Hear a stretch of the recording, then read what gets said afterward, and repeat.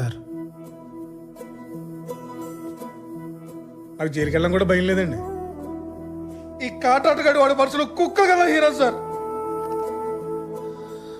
నా కూతుళ్ళు భద్రంగా ఉంటారు ఒక్క మాట ఇవ్వండి సార్ చాలు. ఇప్పుడే వెళ్ళి లోపలికి చుట్టారు సార్. నేను వీళ్ళు ఎవరిని నమ్మను సార్, మిమ్మల్ని తప్ప. చేసాడా బీరావు స్వామి రాసుకో సార్. కేసు దర్యాప్తులో ఉంది, తీవ్ర పరిశోధన జరుగుతుంది రాసుకో. అలాగే సార్. నువ్వు వెళ్ళిపో.